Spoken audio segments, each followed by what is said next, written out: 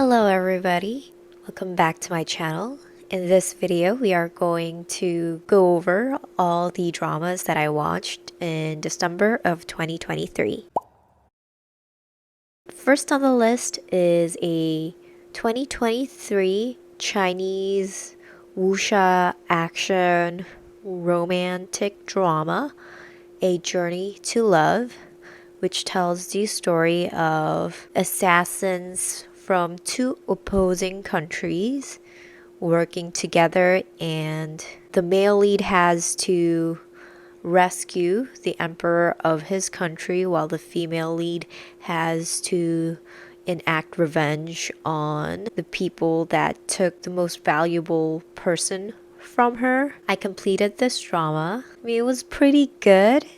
There were some things that were below the standards when I think of the quality of the production. It was fun. It was a long time since I wanted to binge a Chinese drama, but the ending sucked. I don't know why they did the ending that way. The second drama on the list is the 2023 slice of life romance Korean drama Welcome to 삼달리. 삼달리. Okay, I am currently watching this drama. Well, this tells the story of Cho Samdal, our female lead, who comes back to her hometown Samdalli in Jeju Island after she experienced a turbulence in her career, and then she reunites with her ex boyfriend, childhood sweetheart. I am currently watching this drama. As expected of the main leads, they chose a really good story to star in. The acting is really good. The storyline of each character down to the supporting character is good. And the conflict of the leads, very realistic. It's hard to do a melodrama in a contemporary setting, but they did, and it made my heart wrench. And this is coming from after watching episode 14. The drama is almost ending as of January 15. So it's really good. Number 3 is the 2023 막장 weekend drama Live Your Own Life. I think I've talked about this drama for the last 3 months. I am currently watching this drama. Again, aside from the annoying side characters and some cringy scenes here and there, I am almost at the point of giving up, but still hanging in there because of Yui and the male lead. I probably will just drop it and just skip to the last episode when it airs and see how they wrap it up. But I think the writer in this drama is just all over the place. Even worse for a 막장 drama writer. Number 4 on the list is the 2023 time travel 막장, a revenge Korean drama, Perfect Marriage Revenge, which tells the story of our female lead who have suffered all her life until her death, time traveling a year before her death, and she decides to again enact revenge on the people that made her suffer with the help of the male lead. It finished well within my expectations. It's not like the best drama in the world, but it was entertaining at the very least. Number 5 on the list is the 2023 Korean fantasy rom-com My Demon, which tells the story of our male lead who is a demon and our female lead who is a rich heiress. Their fates intertwine in the present and in the past, and our female lead acquires the services of our male lead because she's in danger, and the male lead has to stay beside the female lead because the tattoo that gave him the abilities of a demon has transferred to her. So he can't use his powers unless he is touching her or her hand. I am currently watching this drama. Better than what I expected. The visual chemistry is very good. They thought about the visuals in the drama really well. They executed it perfectly. For example, the tango scene, the sea scene where the water just like does this circle thing, and the balcony scenes where the female lead was falling and the male lead just grabbed her. They thought about how to execute each scene. Number 6 on the list is the 2023 Korean time travel fantasy rom-com, The Story of Park's Marriage Contract, which tells the story of our female lead who witnessed the death of her husband on the night of her marriage and time travels to the present day where she meets the current version of her late husband and, try to prevent the past from happening again.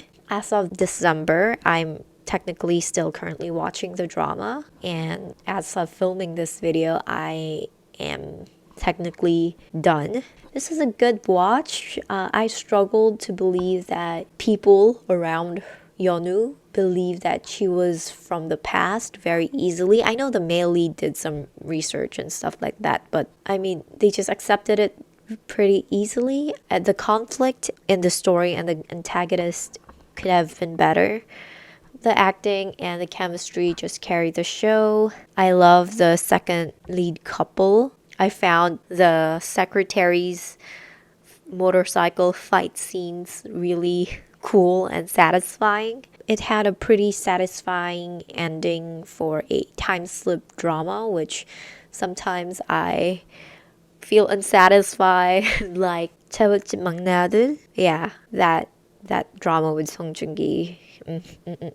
Next drama on the list is the 2023 Korean slice of life drama Castaway Diva, which tells the story of our female lead that gets stranded in a deserted island and got rescued, I guess, 15 years later, and her journey to becoming a singer. I completed this drama. I expected this drama to be more focused on her journey to become a singer, but the direction and the focus of the drama was different from what I have expected.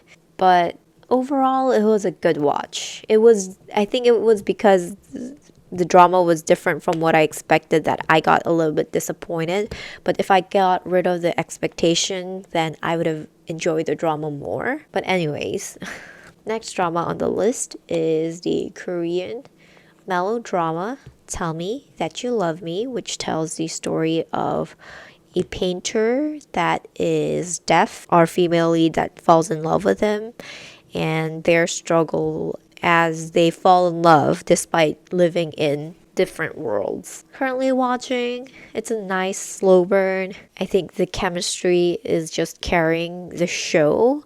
It might be a little bit slow for other people, and if I'm being honest, I do prefer the Japanese version. Number 9 on the list is the 2023 Chinese rom-com Love Me, Love My Voice, which tells the story of our female lead who is a graduate student, I believe, but also works as a musician, and our male lead who is a doctor but who also is a voice actor. They are a fan of each other, and it's their love story of finally meeting and, growing their love.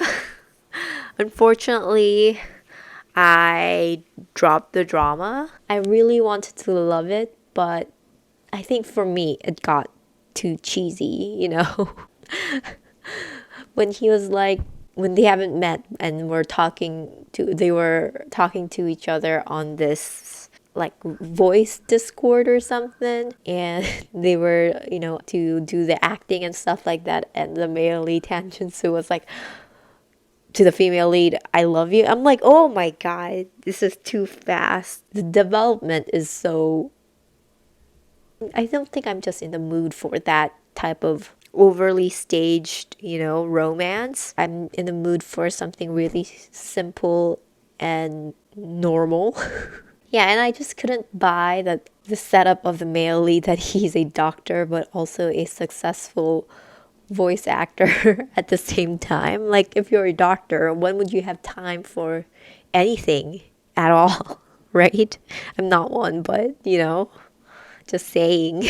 I know it's a drama, but number 10 on the list is the 2023 Korean period costume romance drama, The Matchmakers, which tells the story of our female lead and our male lead who are widows who coincidentally meet, are tasked to marry off the three oldest unmarried women in, and they are also somehow connected through some tragedy in the past, and they're trying to solve that too. I completed this drama. It was okay, but it wasn't as bad as people wanted or expected it to be, but I also get the criticisms it got. There were parts that they really did well, but there were parts that they really messed up, and I believe the pacing could have been better. I was sometimes lost which was the main plot line and which was the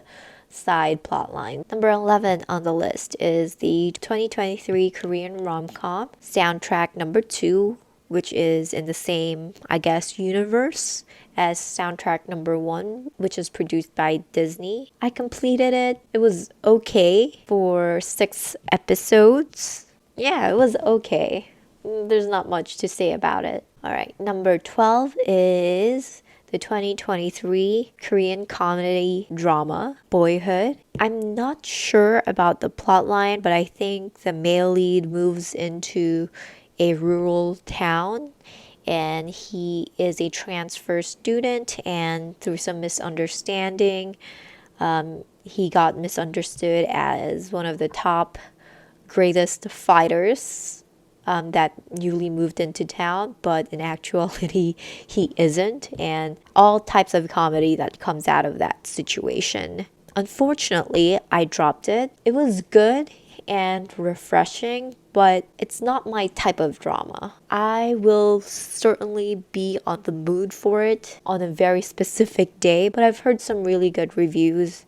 That's why it got renewed for our second season. Number 13 on the list is the 2018 Japanese melodrama Dai Renai Boku wo Wasurenu Kimito. This was a rewatch, but I dropped it. I enjoyed the drama when it first aired, and I decided to rewatch it, but I forgot that there was a weird romance between the mom and the ex-fiance of the female lead, and before I got to that part, I dropped it. But the female lead and the male lead are so endearing, and I recommend you watch this drama. It's pretty cute and sad at the same time. Well, the plot is the female lead gets diagnosed with early dementia. She meets the male lead and they start this romance. She breaks up with his ex-fiance, but this ex-fiance is also an expert of this early onset amnesia, I don't know. They still have to interact, and that ex-fiance falls in love with the mom of the female lead. I don't know why Japanese dramas like to insert something weird. And I know that this is like their specialty. Japanese dramas do weird relationships really well. They make it realistic through the details of that relationship. But this one was just weird. Number 14 on the list is the 2023 romantic comedy fantasy Korean drama My Man is Cupid, which tells the story of a Cupid that is stuck in the mortal or human realm due to a mistake that he has done, I don't know, 100 years ago. And our female lead, who ends up almost killing all of her suitors when they start to become official and they meet each other, and obviously they fall in love when they're not supposed to. Unfortunately, I dropped the drama. It started out good, and again, the focus of the plot just wasn't there. This drama should tackle their present love and how these 2 or 3 leads were mixed up in the past, but there is this serial murder case out of nowhere, which dragged the plot. They tried to use hypnosis to track down the serial killer, which really turned me off. I hate that. Unless is really essential to the plot, then I wouldn't mind. But when they're doing a serious investigation, they don't use detective work but rely on hypnosis to catch the culprit. I'm like, hell no. Though I love the male lead, I've seen him a lot in 2023 dramas like Daily Dose of Sunshine, this one, and another drama that I'm currently watching. And he's really good, but I don't know why he chose this project. Number 15 on the list is a 2023 Chinese period fantasy drama, The Last Immortal, which tells the story. Oh my god, this is going to be a headache to explain the plot. So the male lead is the son of the true god of the leads of another Chinese fantasy drama, The Ancient Love Poetry, which I watched too. So he's the son of the 2 leads, and he is one of the last remaining true gods, I think. And the female lead is a fire phoenix that is supposed to help this male lead and become his partner. But somebody was jealous, plotting against, whatever, and ruined the rebirth of our female lead and scattered her spirit. And one of the pieces of the spirit went into the egg of a divine water beast, which is, picked up by the male lead. And the male lead nurtures this egg or this beast and takes care of it and takes the human form. And then she tragically dies because of the male lead and gets reborn into the phoenix again, because they do collect all of the pieces of the spirit. Alright, I'll link my drama list down there and verify the plot yourself, okay? I swear that's what happens. I'm currently watching this drama as of December of 2023. It's below my standard.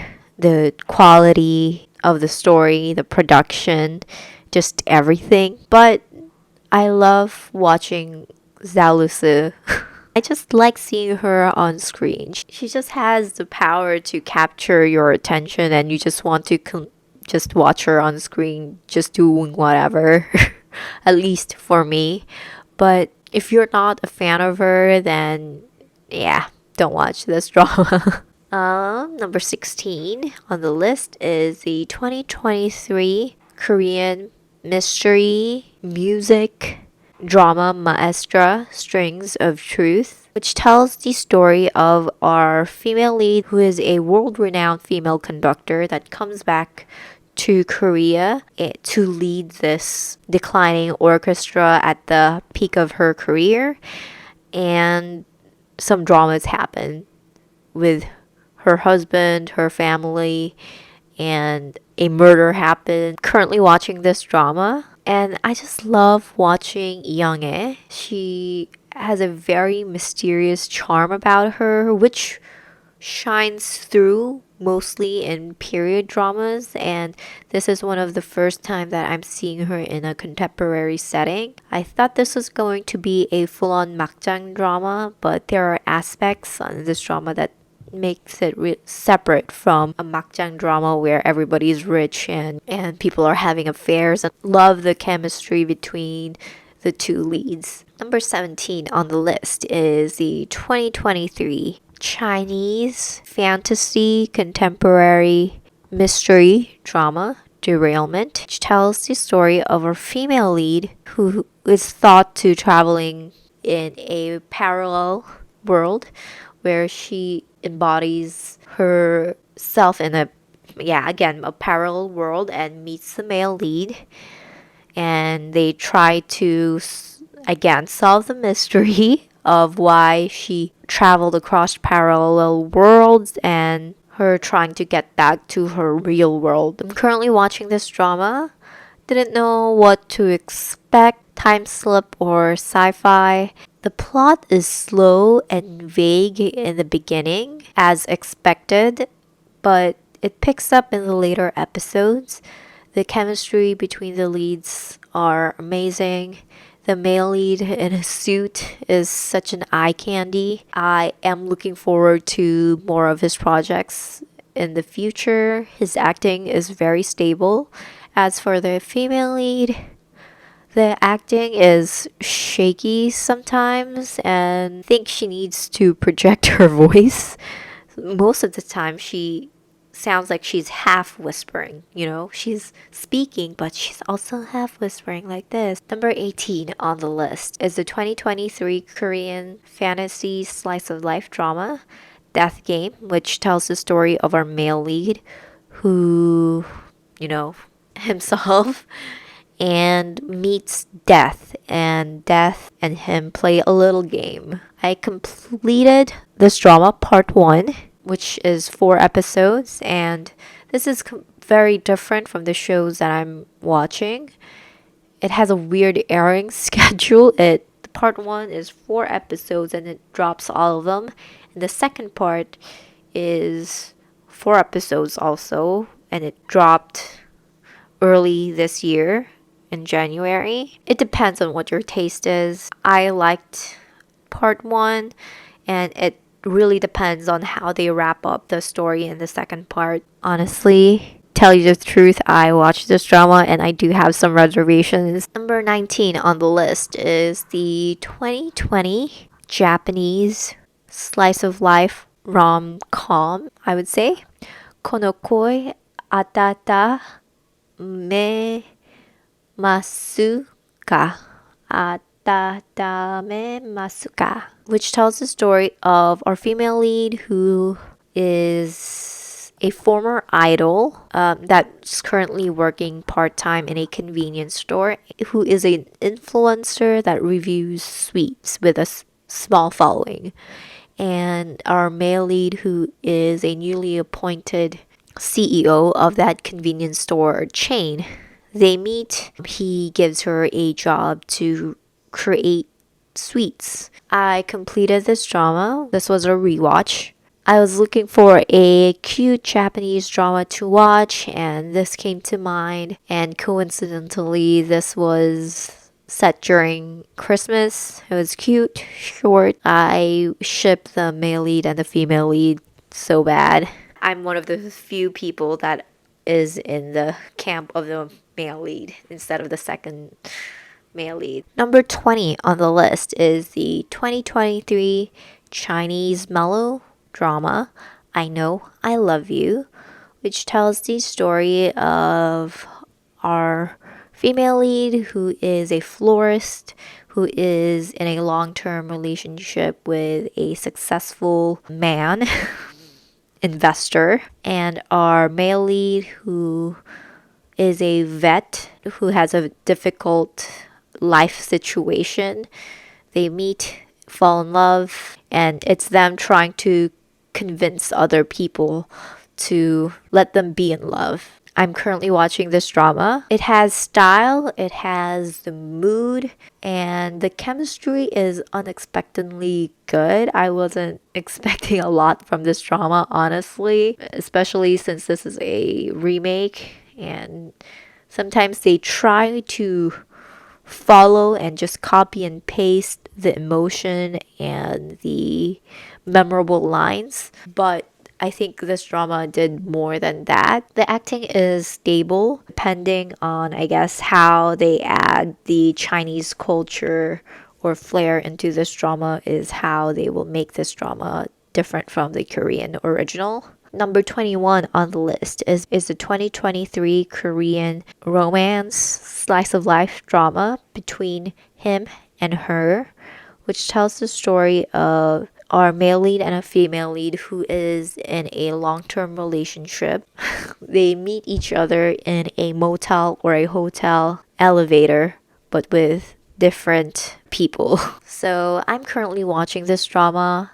This drama again has a very weird airing schedule, but I think I have not watched enough episodes to judge for real what I feel about this drama. I guess, like most people, would prefer that if they don't like each other, would prefer that people are straightforward and can decide things clear cut, but that's not what humans are. And you'll have to keep that in mind when you watch this drama. Number 22 on the list is the 2019 Korean melodrama One Spring Night, which tells the story of our female lead, who is a librarian and is in a long term relationship or contemplating whether on getting married or not, and our male lead, who is a pharmacist who is a single dad. I completed this drama. I dropped it when it first aired. This drama was a little bit mature for me when it first aired. That's why I dropped it.